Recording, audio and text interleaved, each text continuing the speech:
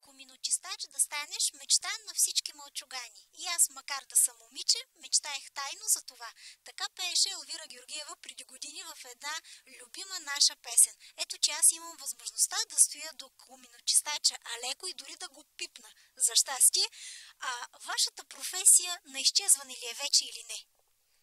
Не смятам да не, понеже много хора вече минахме на твърдо гориво.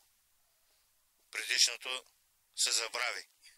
На парно, на тия подобни газове, сега вече въглища, дърва, особено тук в България, при нас в Шумен, почти целият град, да се каже, че на твърдо гориво сме.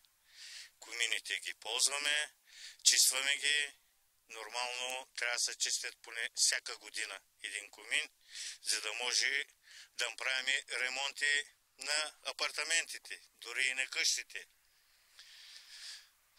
Аз се занимавам с тази работа от 90-та година. Както казахте, и аз от дете мечтаех той нещо да съм коминочистач, както имаше преди едни карти Черен Петър. Той децата, да, за късмет играехме и достигнах до тая професия.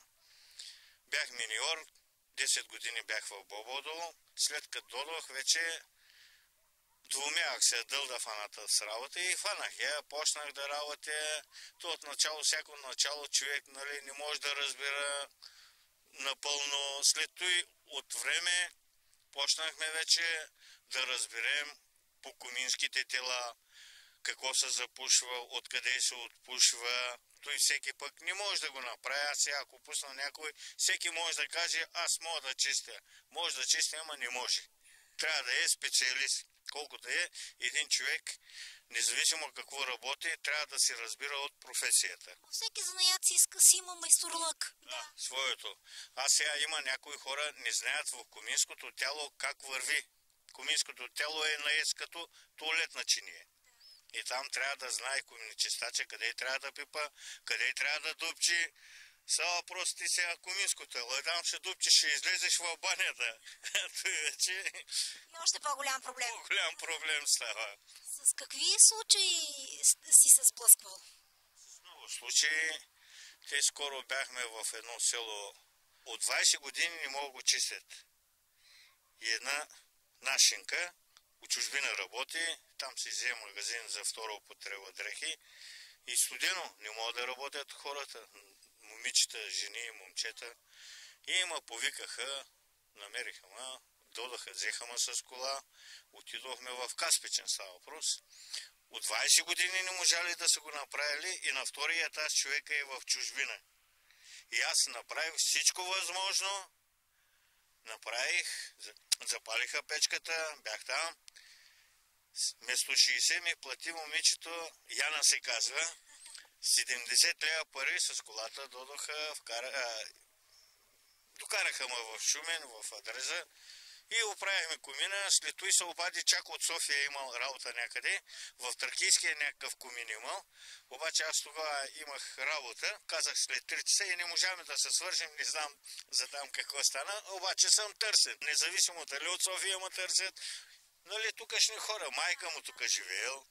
Аз точно това те попитах и в началото, дали е на изчезване вашата професия, професията на коминочистачите, защото не знам, има ли други тук в Шумен хора, които се занимават с почистване на комини? Сега всеки втори може да каже, че аз мога.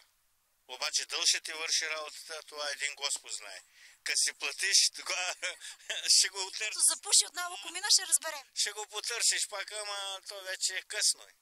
Той ти е взел парите, сега не става, ама той било, но и било, така оправдава се. Занаята, аз имам в Германия внук, него го учих.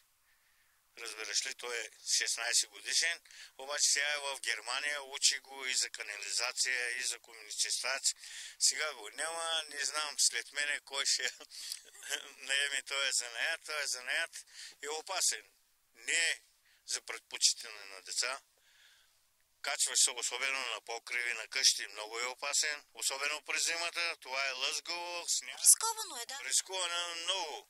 Сега гледаш покрива там, качваш се нагоре, под покрива на комина, виж колко е дълъг, има по-дълги комини с стълби, опасно е, обаче от борба за хляб, деца вика. От няма, не, човек се фаща. И както се казва, който го е страх от мечки да не ходи в гората. Точно така, точно така. Какво трябва да не слагаме в печките? Горенето е дърва, въглища, да не се пали гуми. Имаше в Веско се казва, да му споменявам името, зад пазара една улица, Българанов. Не Боян Българанов, Българанов, човека горял гуми от камиони. Рязал.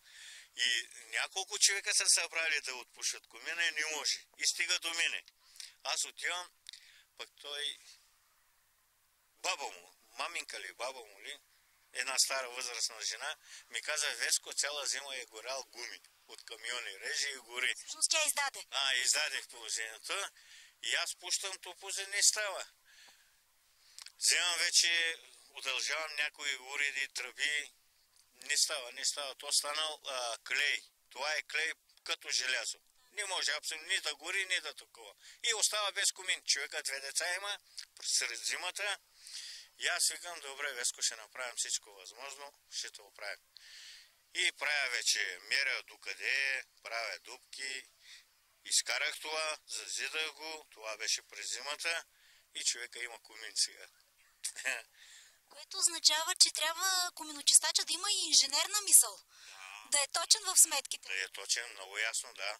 То не е сега, ти не мериш ни такова, какво ще допчи, ти целият комин ли трябва да забориш?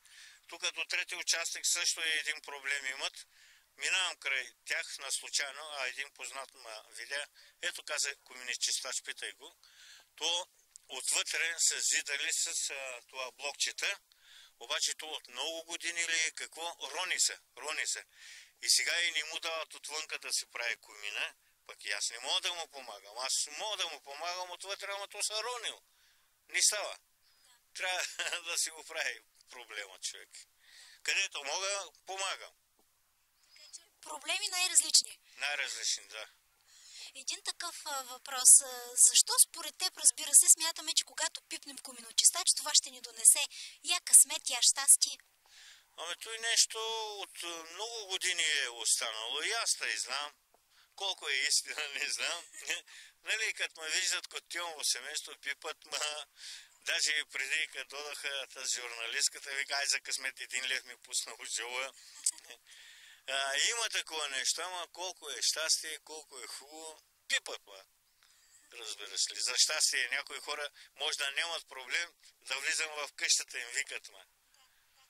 А ти самия за себе си можеш ли да кажеш, че след като от 90-та година работиш като коминочистач, си щастлив човек? Щастлив съм, да. Наистина работя, изкарвам, оправям се, не съм гладувал. Имам всичко, не мога да се оплаквам, както си е и кризата. За мен криза няма, изкарвам и трябва малко по-икономично път да се живее. Това е верно. Така че към всички наши зрители горе главата и напред. Напред, да. Горе главата и напред.